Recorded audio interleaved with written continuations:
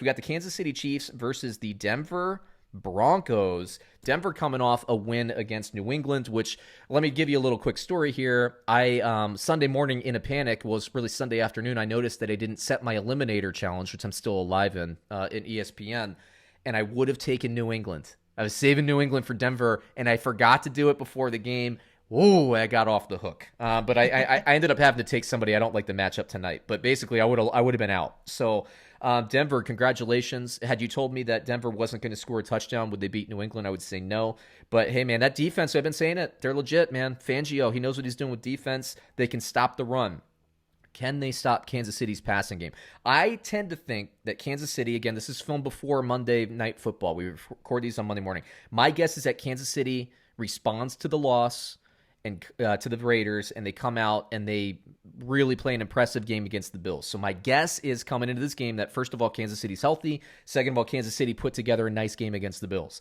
So everybody's going to be thinking, coming into this when they're betting, they're probably going to go leaning towards the Chiefs. But let me hit you with some stats first, David, my projections, my computer projections here. Start Mahomes every week. Edwards Helaire, I don't know. LeVeon's going to get snaps this week. He's going to have the time. I don't think he's going to play Monday Night Football. He'll be in the lineup next week.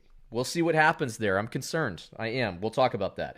Then we got Tyreek Hill as a start. Sammy Watkins, I know he's banged up for Monday Night Football. I don't know if he'll be back tonight. I don't know if he'll be back next week. Let's just assume he will. I think is a start. Hardman, I think, is a start too. And Kelsey is a slam dunk start for me. The analytics love him against Denver. For Denver, I'm sitting lock. I am starting Phillip Lindsey. I like Lindsey more than Gordon. I'm going to say it. I said it in week 1 before the ankle injury. I like him more than Gordon. He's good, man. He's the best back on the roster. I don't care about Melvin Gordon. I said it with Justin Jackson and Joshua Kelly. I'm saying it now. Phillip Lindsey is the best running back on that roster. He's the best kept secret in fantasy football. I don't know why Denver struggles to get him the ball. Look at it. He's explosive. Just get him the damn ball, everybody. It's not rocket science. Get your best player the ball.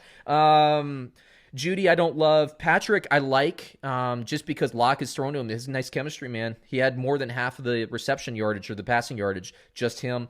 And Fant, if he can come back, I think he's a start just because this offense loves tight end and it produces opportunity for tight end. Take it away, David.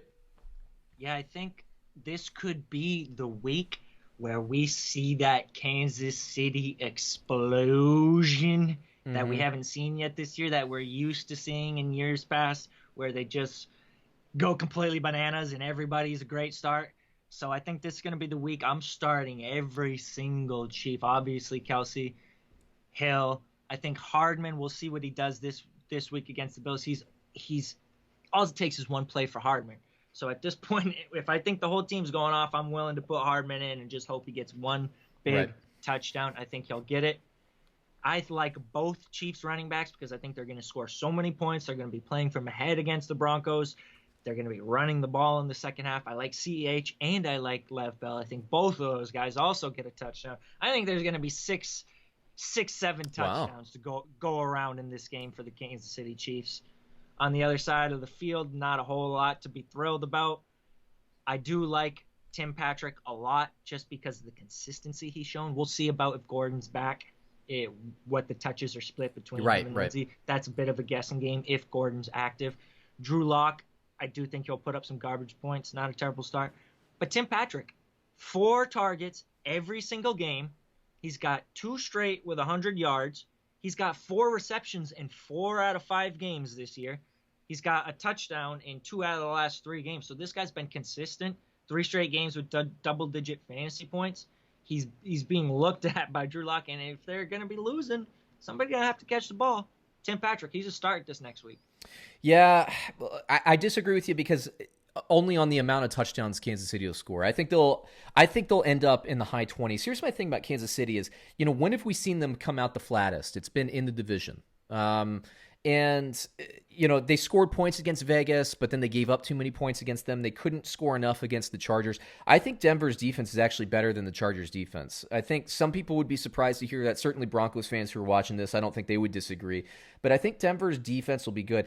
And I think, and back to Kansas City, one thing I can count on, and if we're trying to figure out what the running back share is going to be, I think we can count on LeVeon Bell having the red zone touches.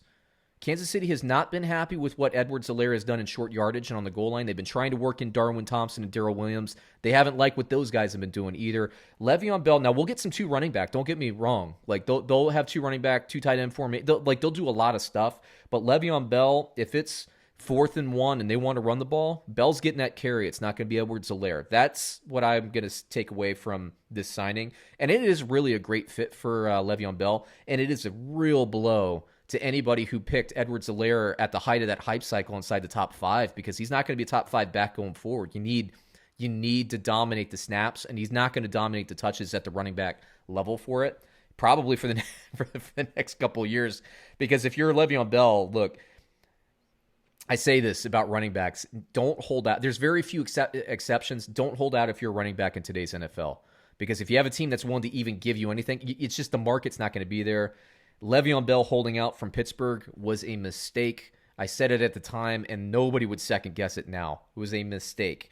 But landing in Kansas City is a boon for him. He's got to stay there for the rest of his career. It's the only way he can salvage his what was a Hall of Fame career before this whole Jets fiasco, okay? It's still salvageable, but he's got to stay with the Chiefs. Anyway, let me hit you with the line, Dave. Let me say this real quick because I got to ask you. This is important for the viewers. We got to let them know. Which Kansas City running back for the rest of the year? Who would you rather roster, Le'Veon Bell or Clyde Edwards Helaire? Me personally, look, it's not going to happen this week because I think it'll be more of a snap share. I'd rather have Bell. You know, I've talked to 2 people. One of them is you, and the other one is Nick Anderson from the Down and Dirty Dynasty podcast, who he is a Kansas City Chiefs fan. He lives 5 minutes outside of Kansas City. He's been saying about the same thing you just said, but he's been pounding the table when he's doing it. Lev Bell is going to be the Kansas City running back to roster this year. Myself, I'm a little bit more up in the air. I don't know. I'd be guessing.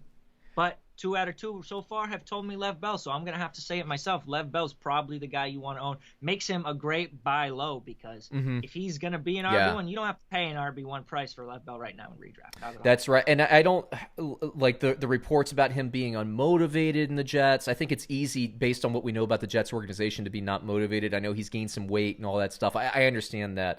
But did you follow him this offseason? Who, Bell? He looked good. Bell, he been posting. Well, I didn't follow him so much, but I read the reports that he was up. I don't know if it was muscle weight or what. But you know what happens with the teams, right? They start releasing bad press about the player after they cut him, so that it doesn't look as bad. Let me say this: my prediction for Bell, because he's acclimating the system, is if you're panicking if you're Edwards Helaire, an Edwards Helaire owner. You're not going to be able to trade Edwards Helaire because nobody wants to trade for him. But what my prediction for this week, not against Buffalo tonight, but next week against Denver, is that the snap share will be about equal. Because Bell isn't going to know the offense yet, and they're going to kind of slowly work him into the system. Kind of like what we saw with Devonta Freeman and Wayne Gallman for the first week of the Giants. I think it's going to be an equal snap share. So if you're going to try to trade Edwards Helaire, and I would, do it after the Denver game. Because people will be like, okay, well, it's a split and you got Edwards Helaire. Or I'm going to say even earlier, after tonight. Cause if you can. He could have a big game tonight against Buffalo, and that would be your opportunity. Gosh, that you better cross your fingers that he has.